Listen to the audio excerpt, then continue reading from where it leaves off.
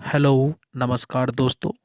आज मैं आपके सामने एक और नई वीडियो लेकर आया हूँ, जिसमें आपको बताऊँगा कि खुश रहने की कला क्या है, यानी कि उसके क्या नियम हैं, जिससे हम खुश रह सकते हैं। आओ चलते हैं।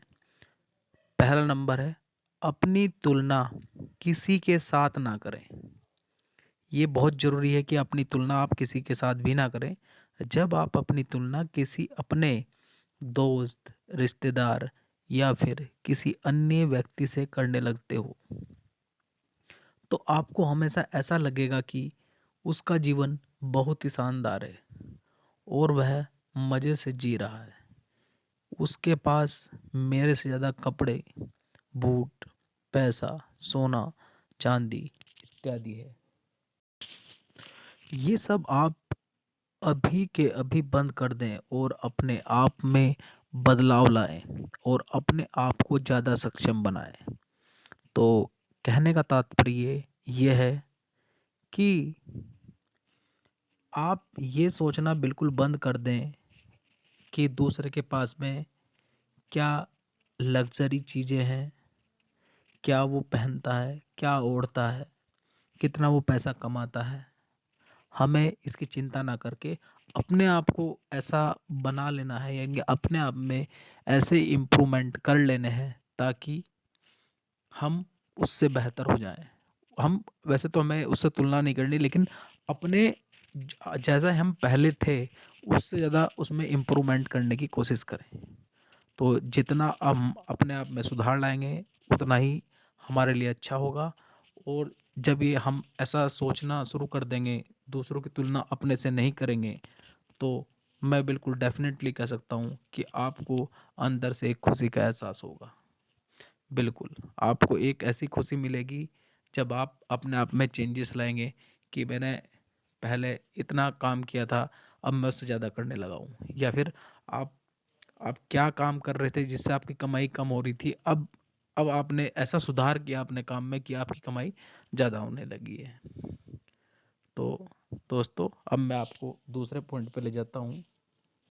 तो दूसरा पॉइंट है दूसरों की मदद करना भी आपको खुशी देता है। बिल्कुल, ये बात बिल्कुल सच्ची है कि दूसरे की जब हम मदद करते हैं तो हमें एक एनर्जी मिलती है खुशी की।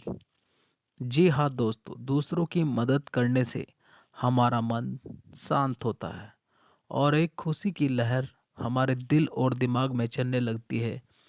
याद याद रहे, कभी भी ये सोचकर किसी की मदद ना करें कि उसके बदले में आपको कुछ मिलेगा।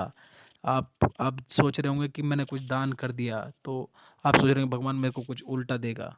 आप ये समझ के कभी भी ना करें।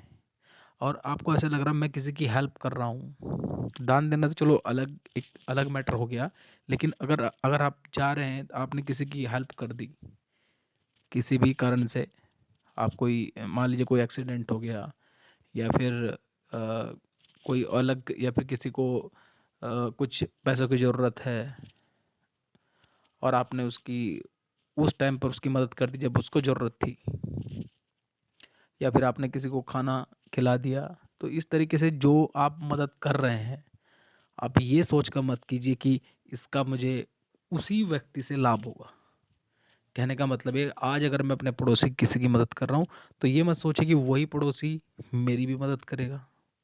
बिल्कुल भी ना सोचिए, क्योंकि आपकी मदद के लिए अगर आप आज 10 आदमियों की मदद करते हैं, जब आपको ज़रूरत होगी तो आपके लिए भी कोई नया बंदा आएगा जो आपकी मदद करेगा। तो क्योंकि हर एक आदमी पर एक अगर दुर्लभ किस्म का आदमी है, ताकतवर नहीं है, और आपने कभी उसकी मदद की थी, अगर आपको मान लीजिए आपको आपके पास ऐसा कुछ हो गया कि आपको कुछ सहायता की ज़रूरत है, लेकिन वो दुर्लभ आदमी तो आपकी मदद नहीं कर पाएगा इस तरीके से। और ऐसे ही कोई आपने किसी गरीब की मदद की है और आप एक रिच पर्सन हैं, और कभी आपको लाख 2 लाख या ज़्यादा कोई रकम की ज़रूरत पड़ गई, तो वो जो गरीब आदमी है जिस पे कुछ कम से कम वो अपने खाने तक का ही गुजारा कर पाता है, तो वो तो आपकी मदद नहीं कर पाएगा। तो ये आप कभी भी ये सोच के मत मत कीजिए कि उससे मुझे मदद मिलेगी।